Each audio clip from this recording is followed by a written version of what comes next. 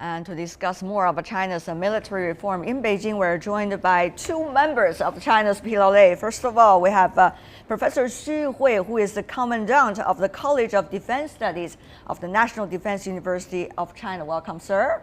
And also welcome to our Beijing studio, Mr. Zhang Junshe, Senior Captain and a researcher at the Naval Military Studies Research Institute in China. Welcome.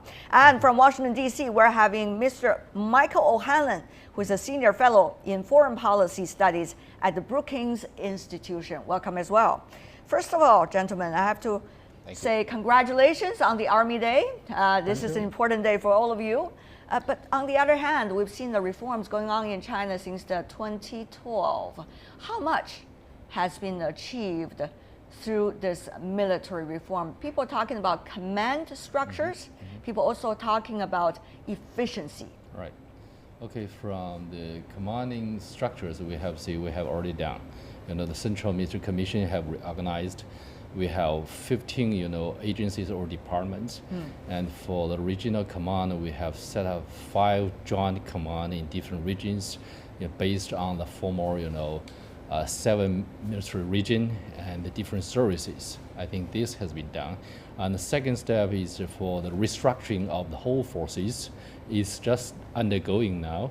And the third level is about personnel, human resources management, and financial system. Also, it's making the policies. And the next one is about we call the civil mil integration development, also on the way. A lot on the hand at this moment on the agenda. Some were suggesting this is the biggest military reform since the founding of the PRC. Others were suggesting it can be comparable to the year 1985 when Chinese military was experiencing a huge different phase change. Senior Captain Zhang, what do you think?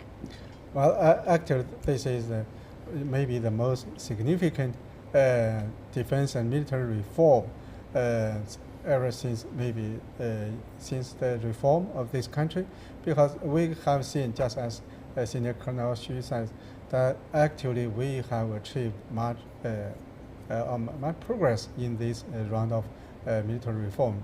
First, I think the most important is that we have established 2 chains of command. One is the leadership management command, which comes through the CMC, Central Military Commission, to the command of the services, the Army, Navy, and Air Force, and then to the operating forces. The other is the combat command chain, which comes from through the CMC to area or called the theater commands, and then to the operating forces.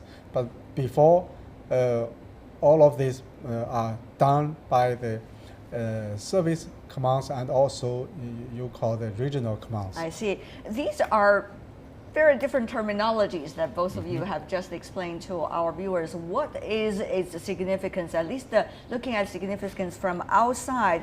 Mr. O'Hanlon, what do you think these military reforms really have achieved so far?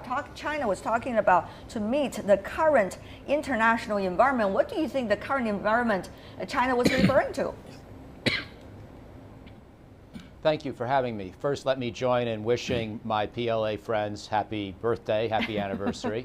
Thank you. And second, remembering, if I could, that even though we obviously have at one point a difficult history in the Korean War fighting against each other, we actually worked together at the beginning period of the PLA to defeat the Japanese imperialist government, which was the enemy of both of our countries at that time. And I have every reason to hope that we will be able to collaborate going forward, even if there is now a certain amount of tension and rivalry in certain aspects of our military relationships. So having said all of that, I think the Chinese armed forces have actually come a long way. In your package before you started interviewing us, you talked about how the Chinese military lags far behind other militaries. I'm not so sure that's true anymore.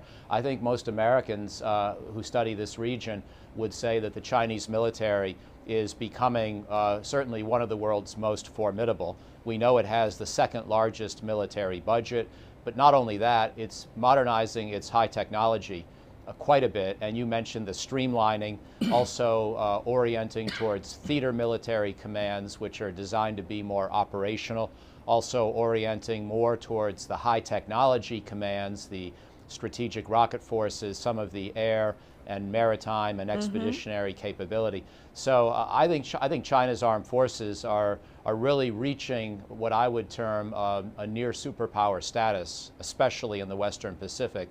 And we in the United States recognize the importance of finding a way to make sure our countries work together, even though there are certain tensions right now, because the Chinese and American militaries are both way too good for either one to want to wind up as the adversary of the other. Well, that's an interesting way to put it. Let me come back to you, Professor Xu. Just to follow what Mr. O'Hanlon mentioned, that the Chinese military has been improving. And during this reform of Chinese military, we see the emphasis on certain military skill sets will be emphasized. Let me read through some of these sets. Something is about, it's about speedy responses. It's about precise strikes. It's about seizing key forts. It is about sabotaging operations. These, of course, are terminologies in military. Yet, listening to these terminologies from afar, people think, what is China having in mind? What does it want to do with the second largest military in the world and working on all of these very precise skills? Professor Xu, so exactly, I think the most important thing is, what does China want to do with this military? I don't know. What do you think Chinese military want I to do? cannot have any opinion as the host of the program. So, I can Professor tell you Xu. that on one hand, I would like also thanks Michael O'Hanlon, my friend, for your greetings for Army Day, and I really appreciate that he mentioned we used to fight together, shoulder with shoulders against our common enemies. And actually, even today, we also fight against our common enemies like the terrorist, climate change, and non-proliferation, and a lot also in Africans against Ebola and these sort of disease are very important roles we work together, we played for the world. And as to the specific tactical terms you mentioned, actually, I don't know, maybe you read it from the media, and that was from the Western scholars.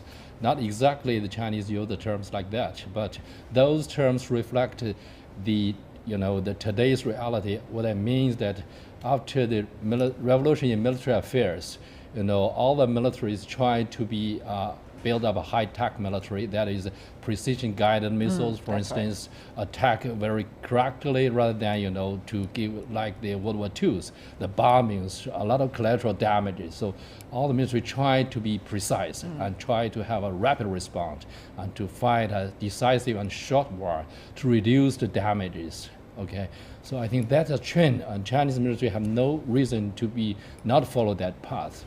Otherwise, we'll be lag behind by the other advanced militaries. Having said that, though, we've been hearing the word modern combat a lot in recent years in terms of the direction of China's military reform.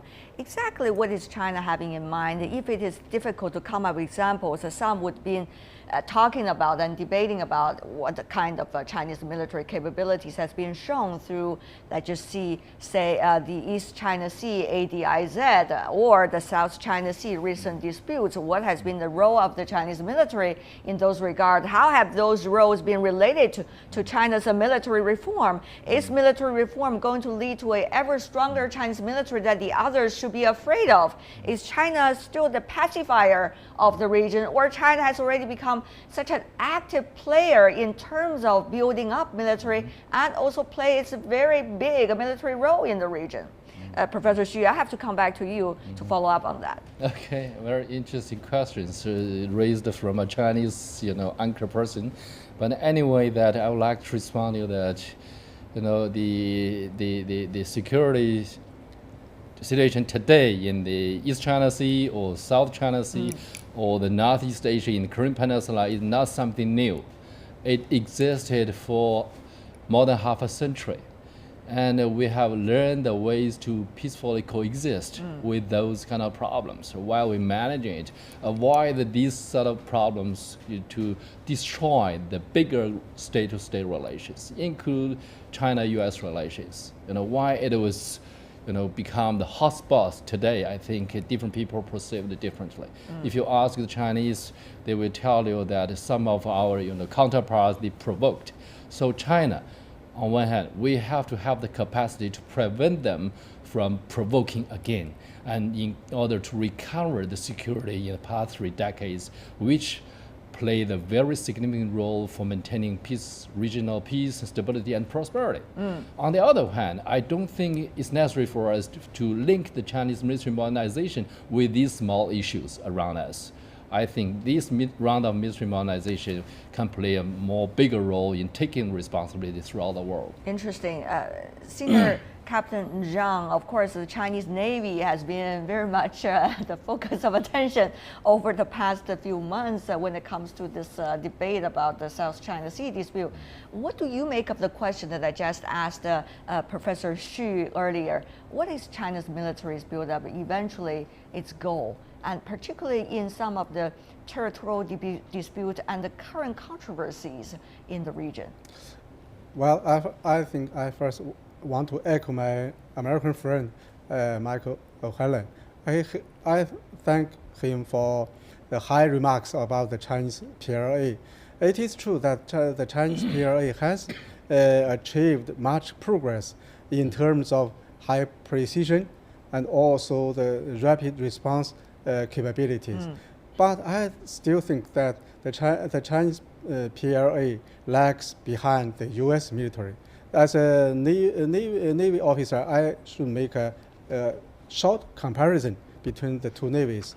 For instance, China actually don't have any aircraft carrier now. Only one is for training, but the United States has 10 aircraft carriers which are nuclear powered, also have the displacement of almost 100,000.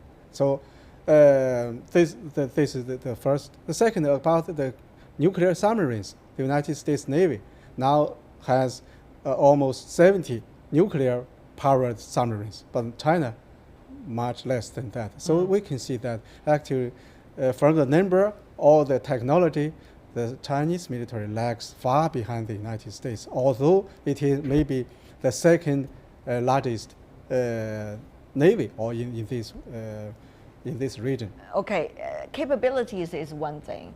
The missions and the agenda is another thing. If you could use 2 sentences to briefly help us to understand what could be the mission and the agenda of China's Navy. I think the mission of the Chinese Navy is to better safeguard national sovereignty, security, and also maritime rights and interests.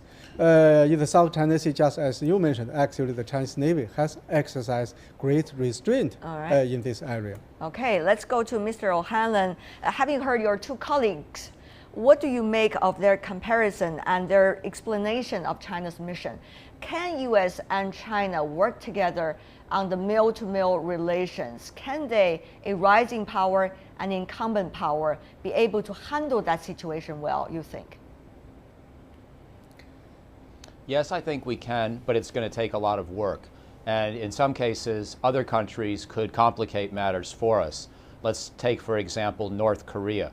I think China and the United States have very similar interests on the Korean Peninsula. There are some differences. I don't think the Chinese PLA would like to see a long-term major American military presence, especially after reunification. But generally speaking, we both favor stability. We both favor non-proliferation of nuclear weapons. We both favor promotion of economic prosperity in the region.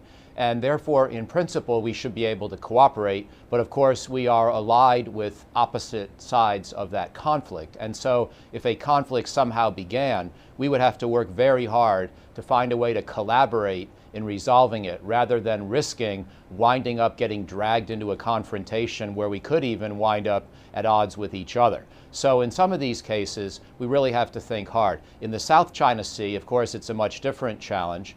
I interpret China's interest to be wanting to exercise more power now that its stature and its military capabilities are greater than they used to be.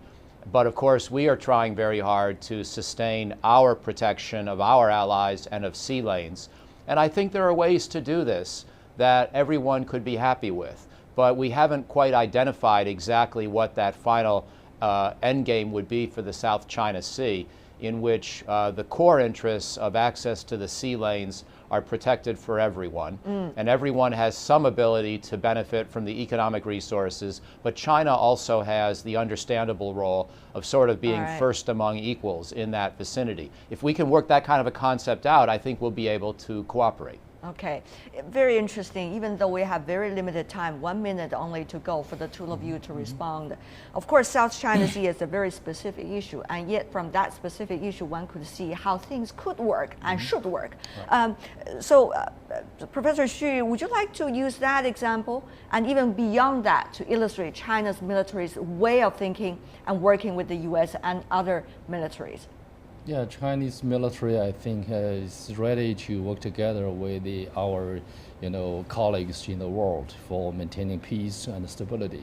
But we know that different military have different perception on the same issue.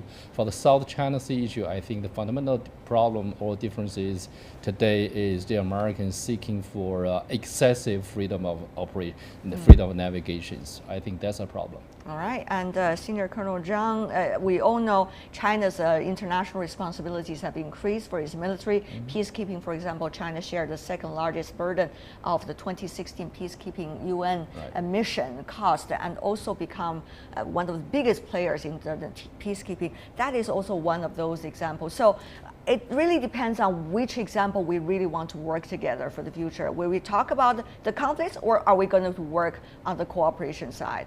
Senior Colonel Zhang. I think the two navies want to cooperate with each other in the future. Both sides have expressed their willingness. We can see this the participation of the Chinese Imperial Navy in the revamp exercise. Yes.